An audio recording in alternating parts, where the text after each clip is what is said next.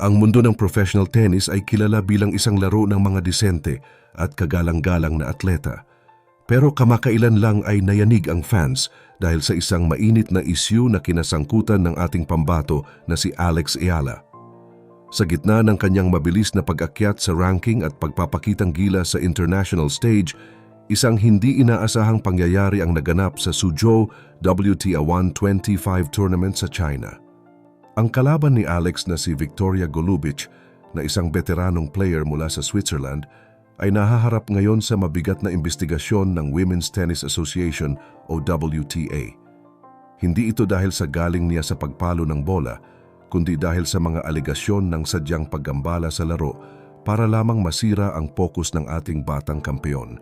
Marami ang nagtatanong ngayon kung ito na ba ang katapusan ng career ni Golubic dahil sa paulit-ulit niyang paglabag sa sportsmanship. Pero ano nga ba ang totoong nangyari sa loob ng court na nagtulak sa mga officials na kumilos ng mabilis? Pero bago po ang lahat, baka pwedeng palike ang video na ito. Dahil napakalaking bagay na ito sa aming content creators at mangyaring mag-comment sa baba kung taga saang lugar ka para malaman namin saan umaabot ang ating mga video. Maraming salamat po. Si Alex Eala ay kasalukuyang tinitingala bilang inspirasyon ng mga Pilipino pagdating sa tennis. Mula noong manalo siya sa Junior Grand Slam sa US Open noong 2022, naging maingat at pursigido siya sa bawat laban.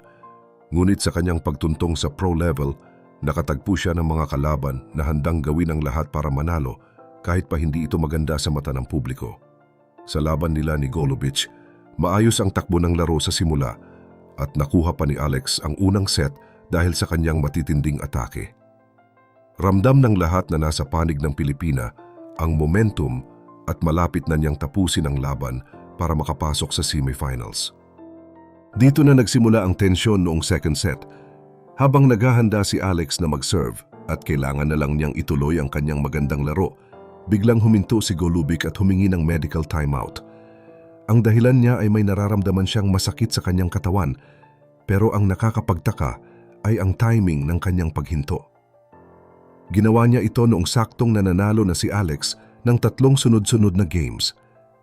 Ang mas malala pa rito, ang timeout na dapat ay 3 minuto lang para sa gamutan ay umabot ng halos 6 na minuto.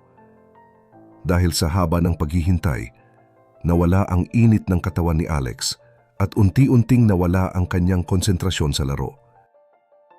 Ang ganitong gawain ay tinatawag na gamesmanship, kung saan ginagamit ng isang player ang mga rules ng laro para makuha ang lamang sa paraang hindi patas.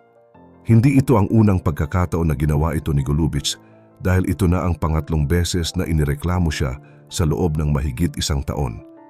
Dahil dito, mabilis na naglabas ng desisyon ang WTA na imbestigahan ang video footage at ang mga report mula sa mga umpire na nakakita sa aktwal na pangyayari.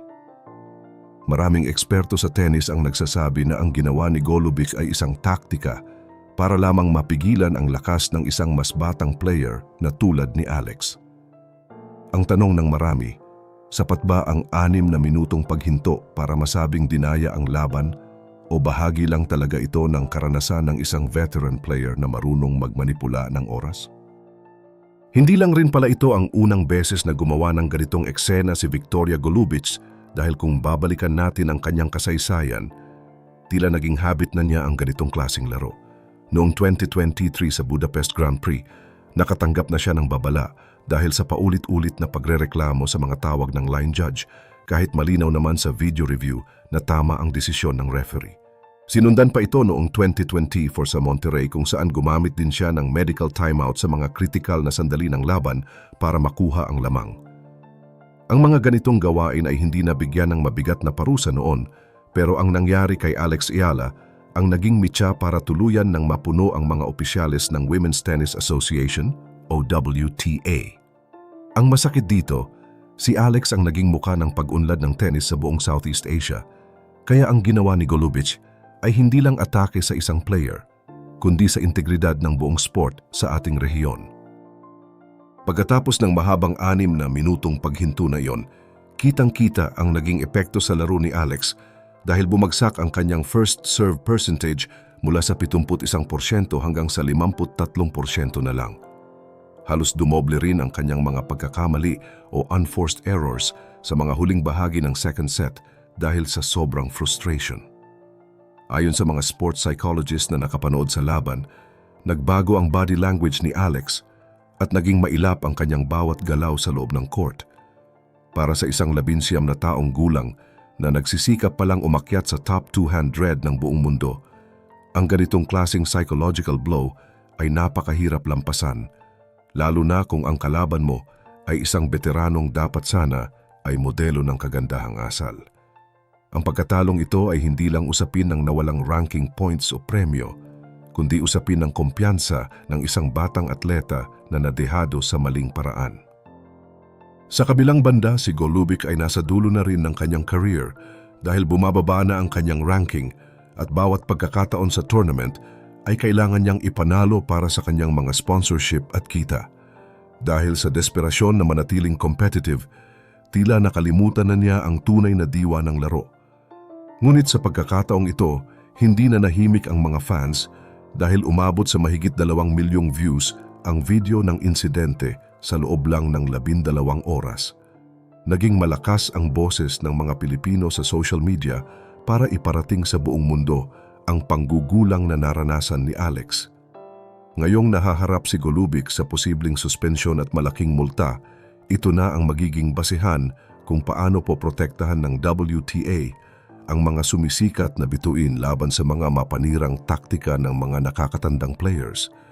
Ang bawat hakbang ni Alex ngayon ay pinapanood ng buong mundo at ang insidenteng ito ang magpapatunay kung gaano siya katatag sa harap ng mga pagsubok.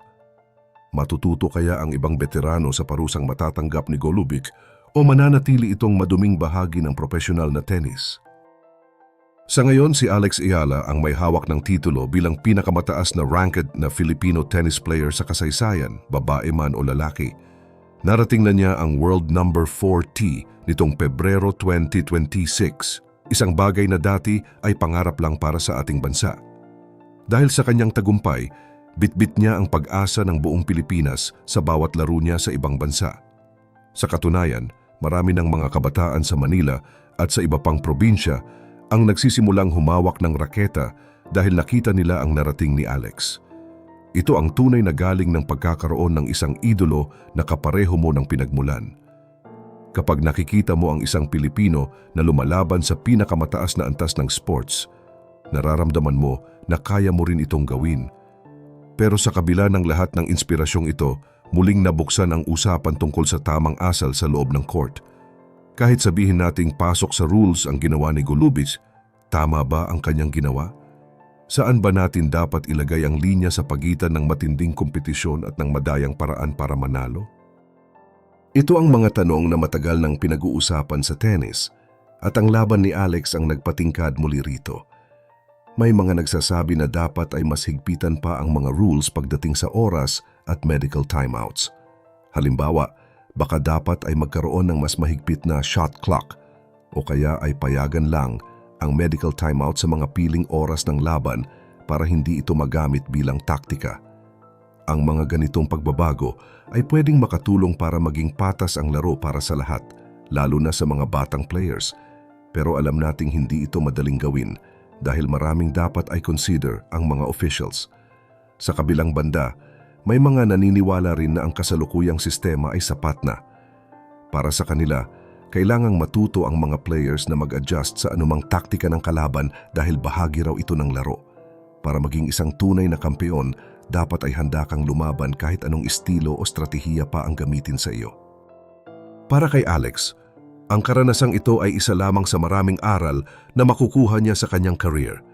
Hindi man siya nanalo sa laro na iyon, ipinakita naman niya ang kanyang tapang at ang kanyang kakayahan na tumayo muli matapos ang isang hindi patas na laban. Ang mahalaga ay hindi siya nagpatalo sa emosyon at patuloy siyang nagsisikap para iangat ang dangal ng ating bansa. Ang isyong ito kay Golubic ay magsisilbing paalala na sa likod ng bawat tagumpay ay may mga pagsubok na susukat sa iyong pasensya at karakter. Kayo, ano sa tingin nyo? Naranasan nyo na rin ba sa buhay o kahit sa simpleng laro sa barangay na may kalaban kayong gumagamit ng maduming paraan para lang manalo? Paano nyo hinarap ang ganitong sitwasyon? I-comment nyo naman ang inyong kwento sa ibaba dahil sigurado akong marami sa atin ang makaka-relate sa pinagdaanan ni Alex Eala. Gusto rin naming malaman kung sa tingin nyo ba ay dapat nang baguhin ang rules sa medical timeout para hindi na maulit ang ganitong panggugulang. Huwag rin kalimutang mag-like at subscribe para sa mas marami pang updates gaya nito.